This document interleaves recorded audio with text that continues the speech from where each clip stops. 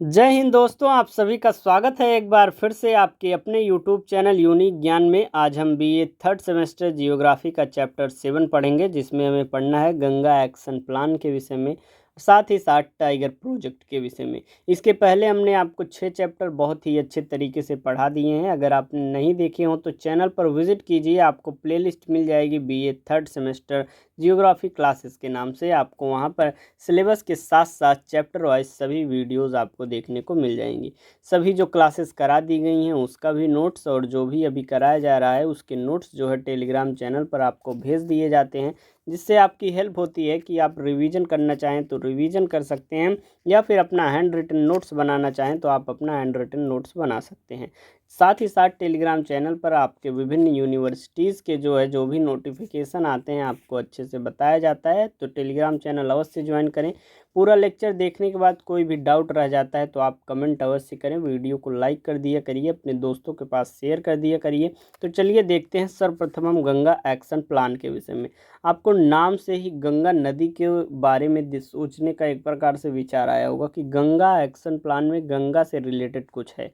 तो गंगा में जो प्रदूषण हो रहा है, गंगा नदी में जो प्रदूषण हो रहा है, उस प्रदूषण को हटाने अर्थात गंगा नदी को स्वच्छ बनाने के लिए यह जो है गंगा एक्शन प्लान लाया गया था। गंगा कार्य योजना जो है उसकी शुरुआत 1985 से नदी की साफ सफाई करने के लिए एक बड़ा कदम लागू किया गया। हालांकि नदी को प्रदूषण से मुक्त करने के लिए और अधिक प्रोत्साहन की आवश्यकता थी, जिसे सरकार ने 2030 तक प्राप्त करने का लक्ष्य रखा है।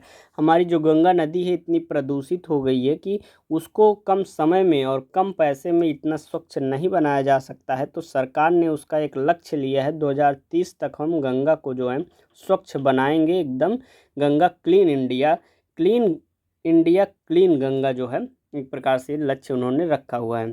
अगर हम बात करें तो अकेले वाराणसी शहर द्वारा उत्पन्न कुल अवशिष्ट जल प्रवाह लगभग 3,09,000 मीटर क्यूब पर डे हो रहा है। हम सोचिए पर डे इतना प्रदूषण जो है अपशिष्ट जल उसमें जा रहा है गंगा नदी में, जिसको शहर के मौजूदा एसटीपी के एकत्रित और डाइवर्ट किया गया अपशिष्ट जल कुल 33% है, जबकि शेष 67% जो है गंगा नदी और उसकी सहायक नदी वरुणा में छोड़ा जा रहा है। आप गंगा नदी के बसे हुए किनारे पर जो भी शहर हैं उसको छोड़िए, सिर्फ अगर वाराणसी की बात करें वहाँ पर इतना प्रदूषण हो रहा है, जल प्रदूषण हो रहा है, मतलब जल में इतना जो है अपशिष्ट पदार्थ जो है प्रवाहित किए जा रहे हैं उस शहर द्वारा, कि उसका जो है पर डे का अगर हम देखें तो 3,09,000 मीटर क्यूब पर डे का वहाँ पर अपशिष्ट जल प्रवाह हो रहा है, जिसका जो है 33% जो है उसको जो वहाँ पर सीवर और वगैरह सभी चीज़ें बनाई गई हैं उसमें प्रवाहित किया जाता है, लेकिन उसका 67% भाग पूरा पूरा गंगा नदी में या उसकी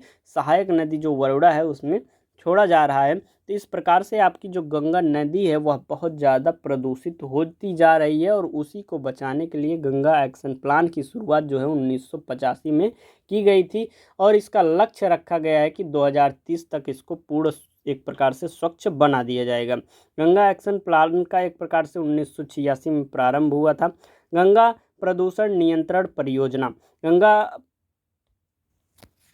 आगे हम देखेंगे गंगा प्रदूषण नियंत्रण परियोजना के विषय में। आपको यहाँ पर मिसप्रिंट दिखाई दिया होगा, गंगा एक्शन प्लान जो है 1986 में प्रारंभ हुआ, ये आपको नोट्स में सही मिल जाएगा, ये 1985 कर दिया जाएगा। गंगा एक्शन प्लान जो है वह 1985 में शुरू किया गया था।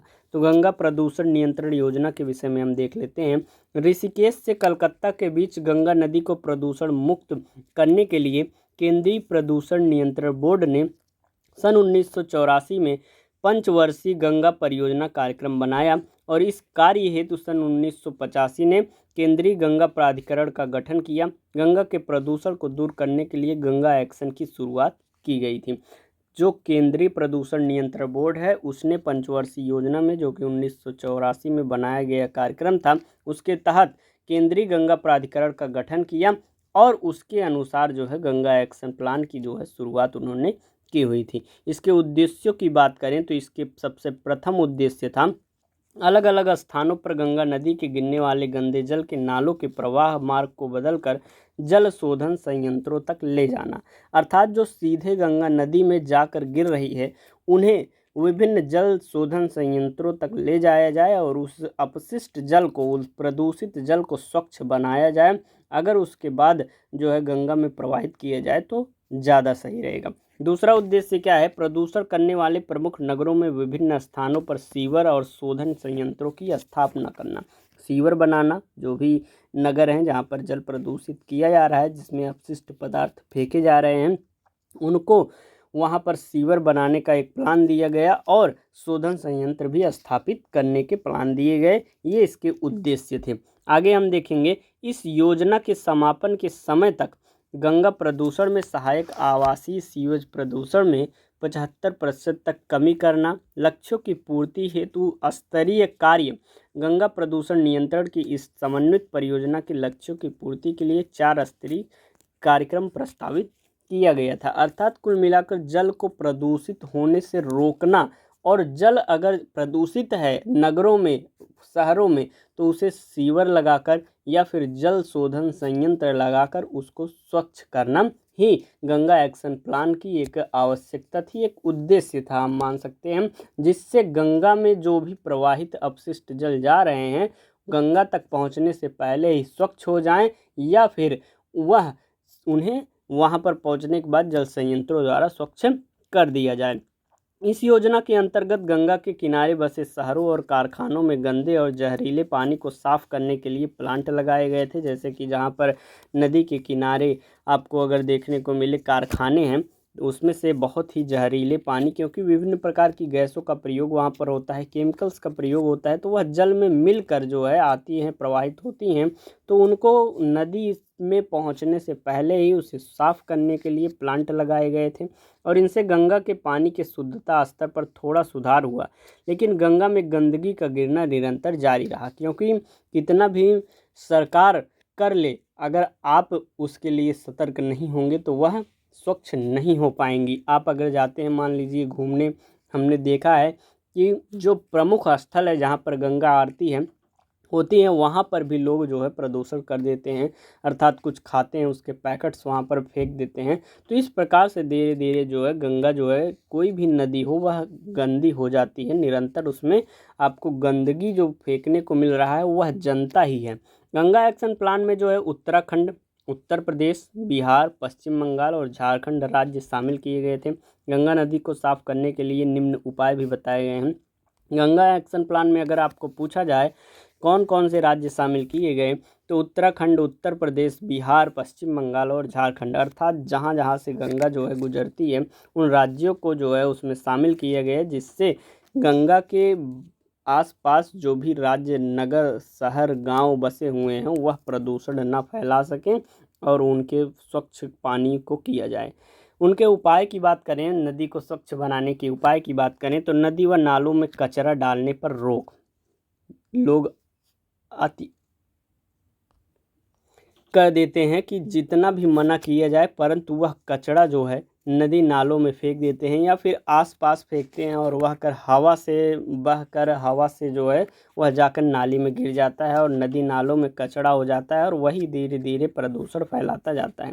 मृत पशुओं को नदी में प्रवाहित करने पर रोक। जैसे भी आपके गांव में देखिए, कोई भी नदी नहर आसपास है, कोई जंतु मर जाता है तो आप उसमें फेंकवा देते हैं, यह नहीं करना चाहिए। गंगा के किनारे शवों को लकड़ी से जलाने के स्थान पर विद्युत शवदाह गृहों का स्थापित करना, अर्थात जैसे कि कोई भी नदी हो उसके आसपास जब किसी मृत शव को जो है जलाया जाता है तो उसे लकड़ी से न जलाया जाए, विद्युत शवदाह गृह वहाँ पर स्थापित किए जाएं और उनसे जलाया जाए, जिससे जो है नदी जो है प्रवाहित हो और नदी जो है स्वच्छ रहे। नदियों में जमा गाद को जल प्रवाह की मात्रा सीमित हो प्रभावी रूप से हटाना और प्रवाह क्षेत्र को नियमित करना, अर्थात जल में जितने भी प्रकार की गाद इकट्ठा हुए रहें उन्हें हटा दिया जाए और प्रवाह क्षेत्र को नियमित कर दिया जाए।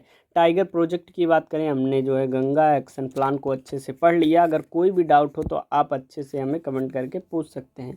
आपको बहुत ही सरल भाषा में, बहुत ही आपको एक प्रकार से जो गांव की भाषा होती है उसमें हमने आपको समझाया है। ज़्यादा बुक्स की लाइंस का हमने प्रयोग नहीं किया है, लेकिन आपको पूर्णतः समझ में आ गया होगा कि उसका एक प्रकार से कारण क्या है, हम उसके उपाय क्या कर रहे हैं, उद्देश्य क्या रहे हैं, इन सभी चीज़ों को आप अच्छे से समझ गए होंगे। टाइगर प्रोजेक्ट की बात करें तो एनिमल प्लेनेट द्वारा किए गए सर्वे के अनुसार जो बाघ है वह विश्व का सबसे पसंदीदा जानवर है। आगे हम देखेंगे इसका शुभारंभ किस प्रकार से हुआ। जो टाइगर प्रोजेक्ट है, टाइगर परियोजना है, इसका शुभारंभ 1 अप्रैल 1973 को Jim Corbett national park Uttarakhand से किया गया था। कहाँ से किया गया था?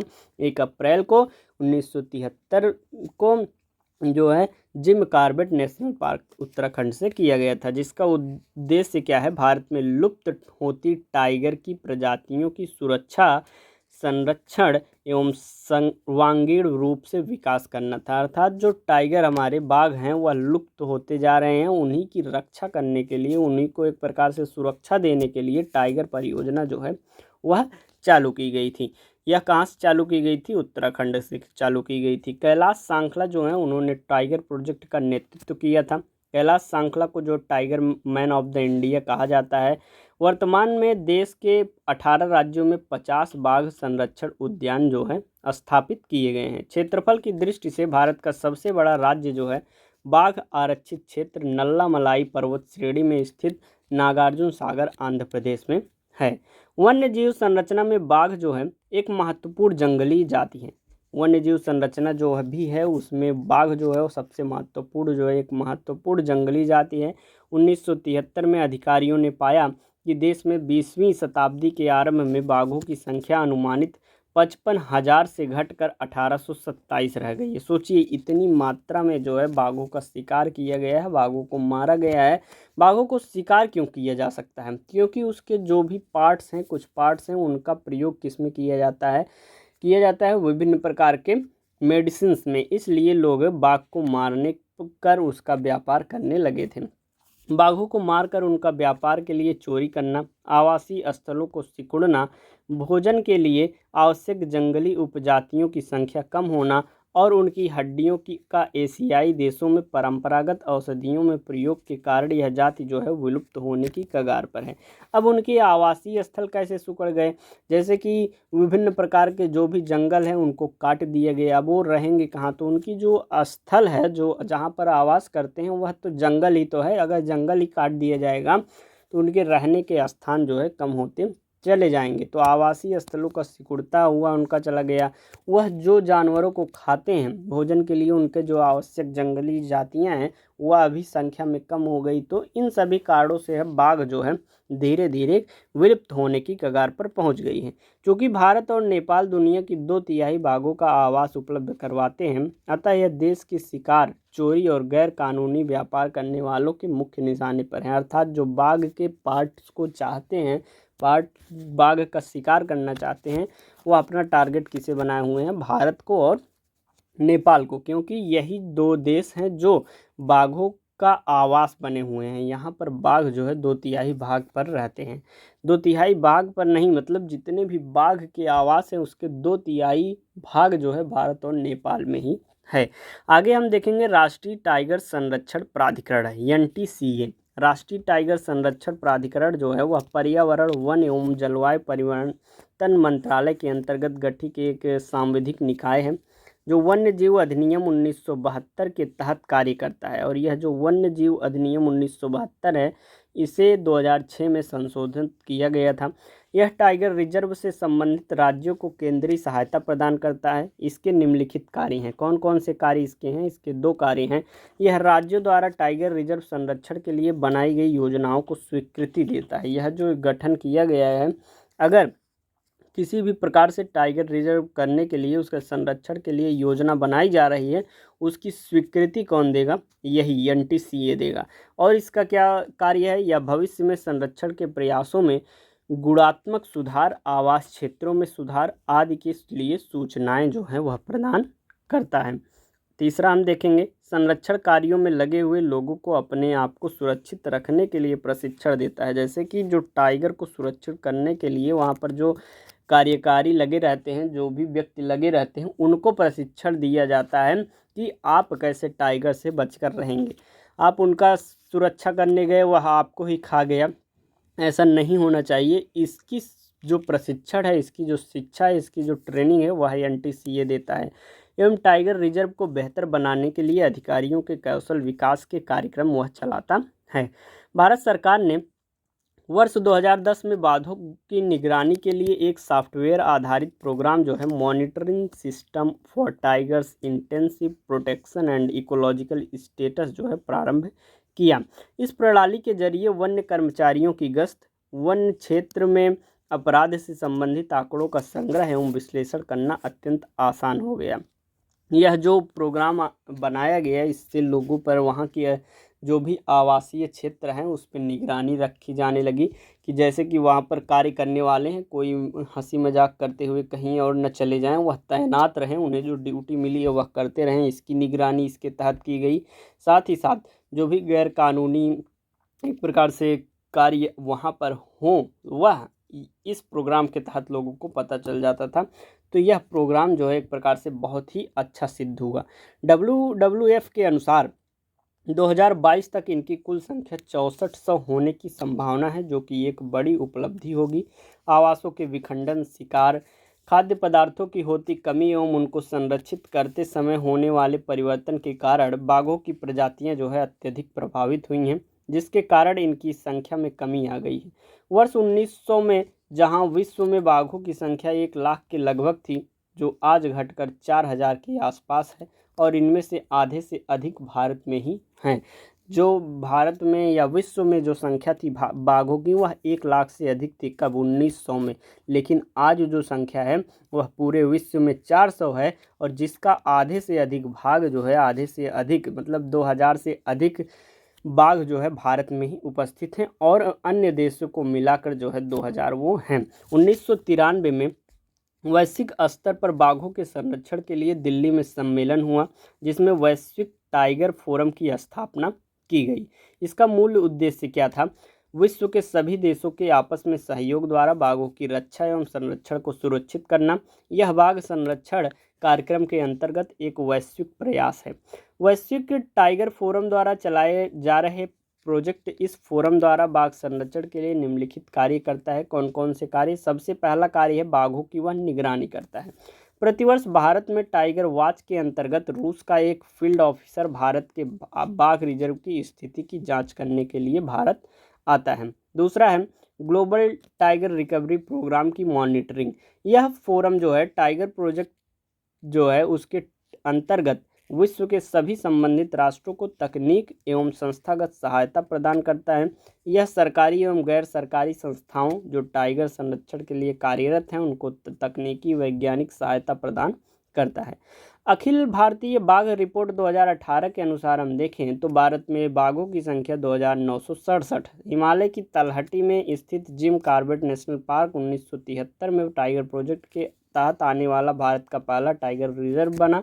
पहला राष्ट्रीय उद्यान और पहला अभ्यारण्य है। क्षेत्र के आधार पर पेंच टाइगर रिजर्व भारत का सबसे छोटा टाइगर रिजर्व है। सबसे छोटा कौन है? पेंच टाइगर रिजर्व।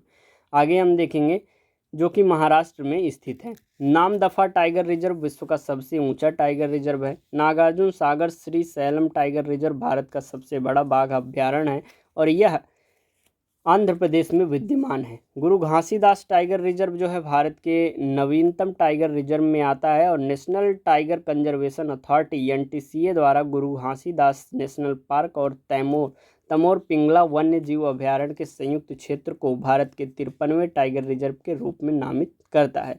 1973 में आरंभ किए गए टाइगर प्रोजेक्ट का नेतृत्व कैलाश सांखला ने किया था। राजस्थान के कैलाश सांखला को tiger man of the India कहा जाता है और बाघ का संरक्षण योजना में योगदान के लिए केंद्रीय पर्यावरण और वन मंत्रालय ने उनके सम्मान में संरक्षण प्रयासों के लिए कैलाश सांखला पुरस्कार की स्थापना की और 1992 में उन्हें पद्मश्री पुरस्कार से सम्मानित भी किया गया था।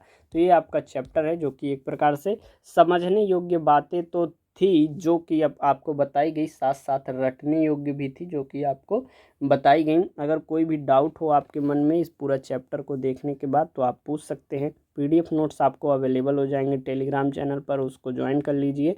अपने दोस्तों के पास अवश्य शेयर कीजिए। धन्यवाद, मिलते हैं अगले वीडियो में।